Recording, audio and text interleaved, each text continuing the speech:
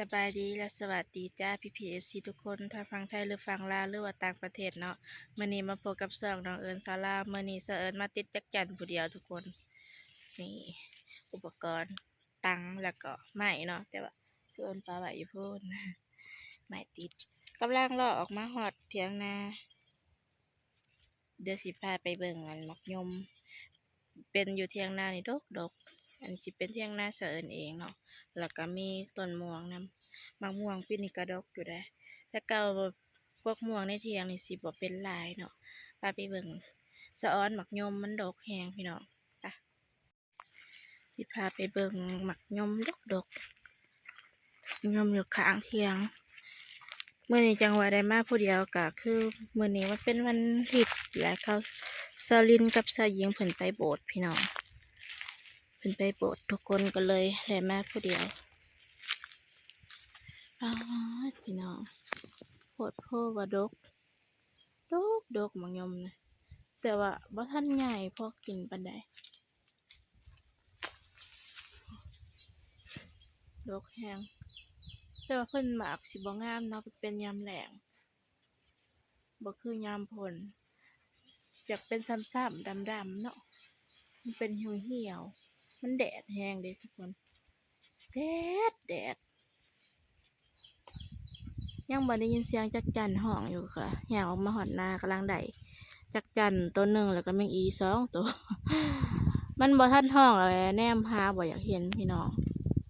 ก็คือตอนมันห้องแล้วทุกคนเขาจังแนมหาเห็นเดี๋ยวมาเบิ่งหมักม่วงกันดกอยู่ได้ปีนี้ก็เพราะว่าเป็ดตะเก่าก็บ่ค่อยดกปานใดหมักม่วงเป็นดกอยู่ได้บ่ฮู้ว่าหมักม่วงพันธุ์อีหยังยังบ่เคยกินหมักม่วงในเถียงแต่ว่าเพิ่นสิเป็นหมากจะคล้ายๆหมักม่วงกะซอแต่ว่าบ่แม่นเพิ่นสิบ่เขียวเข้มเท่าหมักม่วงกะซอ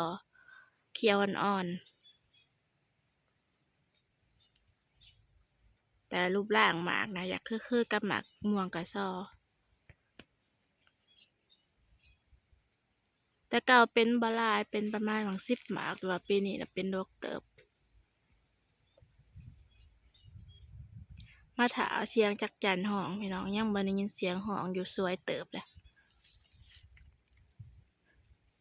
สะออนหมักยมดกโอเคเนาะทุกคนนี่ถาไปติดจักจั่นถาให้จักจั่นห้องก่อนถือน้ำมานำกินข้าวเช้าแล้วก็มา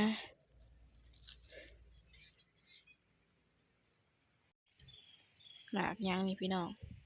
ผู้ใดเคยกินเนี่ยหมากอันนี้อันนี้สิเอิ้นว่าหมากสมโกยเนาะบางพื้นที่ก็สิเอิ้นบ่คือกันสิเอิ้นหมากสมขี้มอดบ่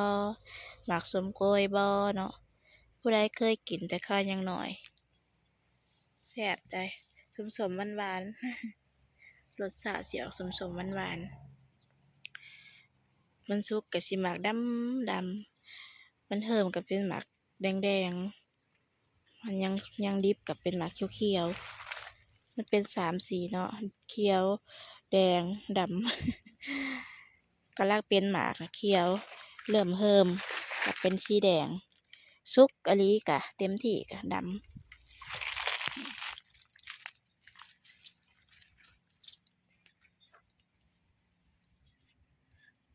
นี่ขมากสุกคักมันก็อยากดำเนี่ย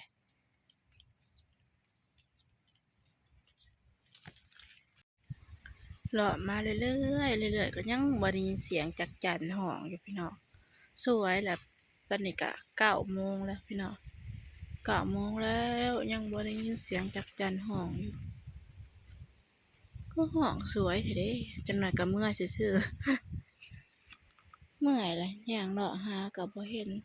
คันบ่ท่าห้องคันบ่ท่าให้เพิ่นห้องยังบ่เห็นอยู่ทุกคนเอ้ยย่างเลาะเมื่อยซื่อ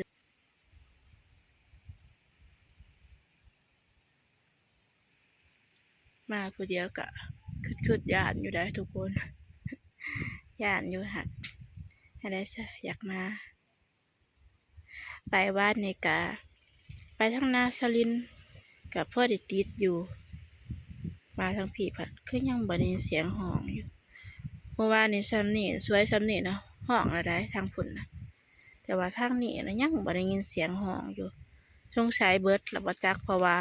2-3 มื้อผ่านมานะสาวหญิงกับพี่จันเพิ่นมาติดทางนี้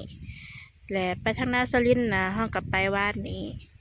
แต่เก่านะมีแต่มาทางนาสะเอิญเขาติดอเบิดปลาแล้วบ่จักบ่ได้ยินเสียงห้องซื่อๆอยู่เข้ามาอยู่ในป่าละใครแน่มันลมแต่เก่านะโอ้ยสงัดจริงๆฮ้อนแต่ละมื้อแต่เก่ามามื้อนี้แล้วอยากสิลมๆแหน่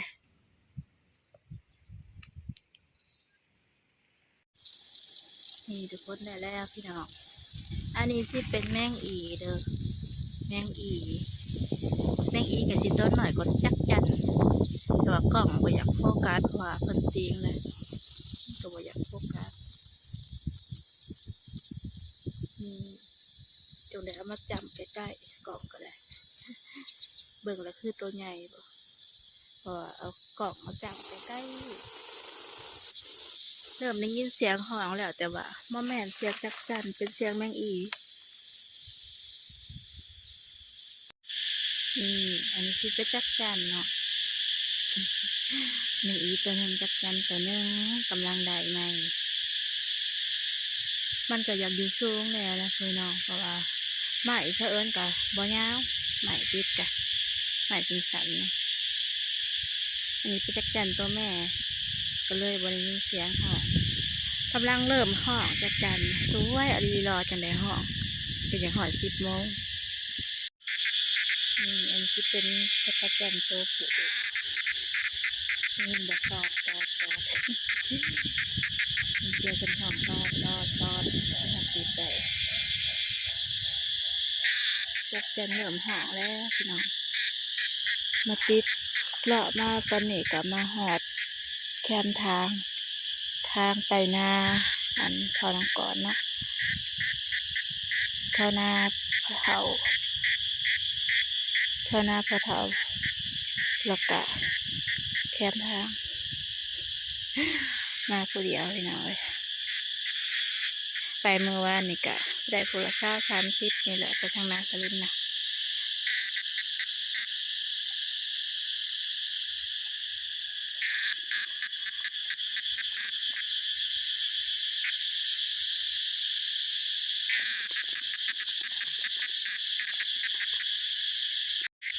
นี่แหละทุกคน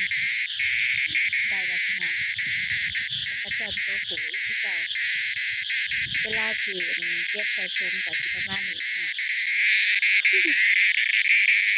ตัดปีกก็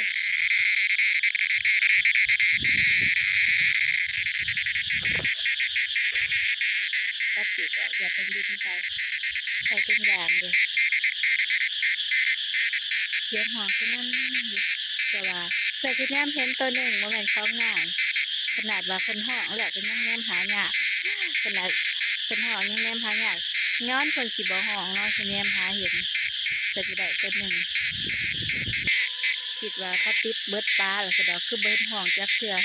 เวลาจะว่าซื้อดีรอจะในห้องจะไปติดอีกกันเนาะพี่น้อง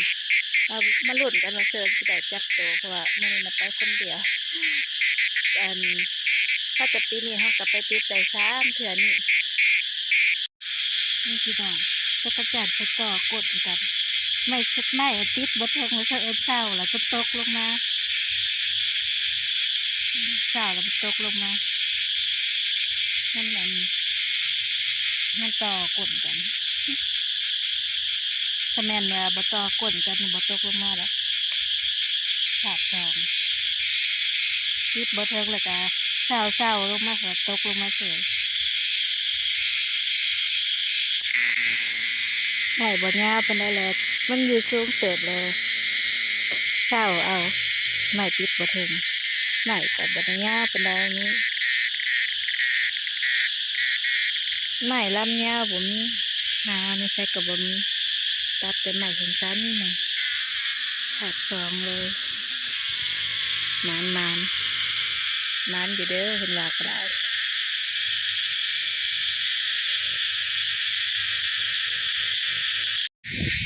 ห็นบ่พี่น้องจ้ะถ้ามันอยู่ต่ำๆนี่ก็ติดง่ายแน่เพราะไม้เสือเอิ้นกับบ่ยาวไม้ประมาณว่าหนึ่งกับอีกน้อยหนึ่งเม็ดปลายเนาะมันบ่พี่น้องโป๊ะๆมันดำนะแม่นบ่จักจันสองตัวผู้กับตัวแม่เดี๋ยวสิกินเป็นพี่น้องสิได้บ่ได้ตัวแม่ตัวผู้บ่ได้ ได้เห็นสองตัวก็ได้ตัวเดียวมาผักกินน้ำพี่น้องเมื่อย่าได้ยินห้องเลยคือยาห้องไว้ใช่ปะจักกันก็ได้คือยาห้องเลยเป็นยาห้องก็แนมหาไปจากเห็นแล้ว เพราะว่าอาศัยแต่เสียงห้องเด็กถ้าได้ยินเสียงห้องนะครับไปหามันก็เห็นได้จะเหมือนใจจักตู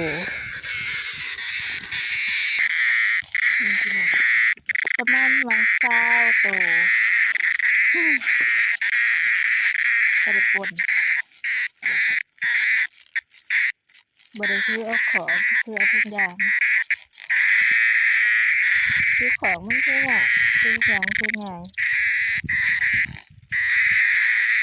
คือจักแจงเจอติดแบบนี้นะประมาณวังเช้าโตแม่งอีกะ3-4 โต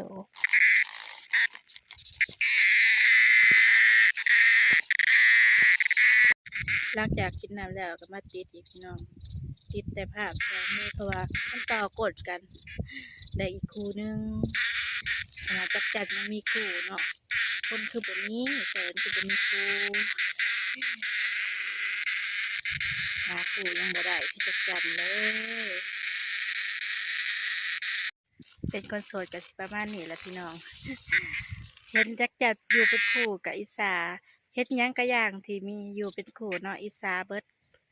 คนโสดกันสิประมาณนี้แหละอันนี้สิเป็นขาบจักจันเนาะเอามาติดดังเที่ยววาชิมานต่อหาคู่ ต่อหาจักจันขาบจักจันถ้าคนหลอกขาบได้คือจักจันก็สิบ่เถาบ่เป็นเนาะพี่น้องพี่สิเถาบ่เป็นเนาะทุกคน หลอกขาบได้คือจักจันนี่คือสิเถาบ่เป็นยังบ่ทันเมื่ออยู่พี่น้องกำลังได้ประมาณหวังเช้าปลายโตนี่แหละบ่สิเอาจัก30เอาบ่หลาย เอาบ่หลายได้30 โตจากสิเมื่อบรรยากาศก็แดดหมวกก็บ่ได้ใส่พี่น้องไปเมื่อวานนี่ใส่อยู่หมวก มื้อนี้บ่ได้ใส่ตาไปเลาะหาติดจักจันต่อแดดแห้งแดดมานับจักจันบัดนี้พี่น้อง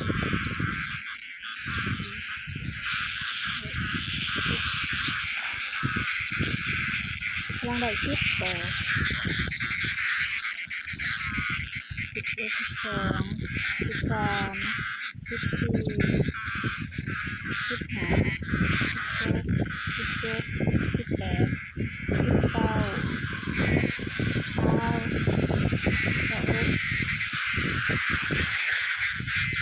19 21 โตแล้ว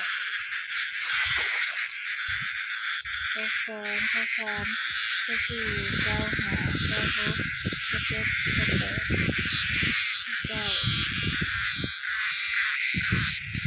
28 29เห็นได้30 โตบ่ได้ครับเนี่ยได้29 โตนี่ตัวหนึ่งได้29 โตรวมทั้งเบิดนึงอีจักจันอีกตัวหนึ่งจะหัก30แต่ว่าเห็นไว้ละตัวหนึ่งติดเอาเลยมาเติมสแกนพอดีเป็น30ซึ่งยางมันขาด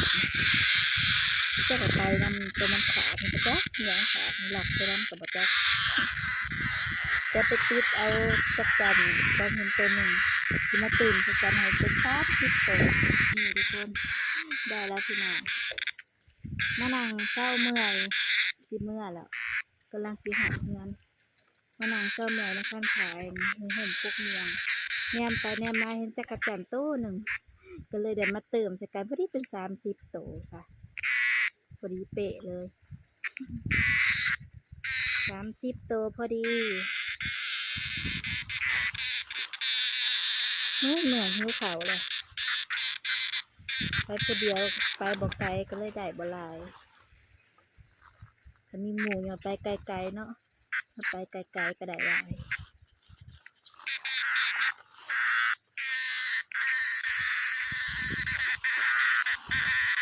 โอเคนะทุกคนบัดนี้ก็สิเมื่อแล้วนี่จักจันหา30ตัวพอดีเนาะโอเคเนาะถ้าผู้ใดมาคลิปนี้ก็อย่าลืมฝากกดไลค์กดแชร์กดติดตามแล้วกดกระดิ่งเพื่อแจ้งเตือนเนาะแล้วก็เป็นกำลังใจให้น้องเอิญซาร่าเด้อจ้าสำหรับมื้อนี้ก็สบายดีและสวัสดีจ้าบ๊ายบาย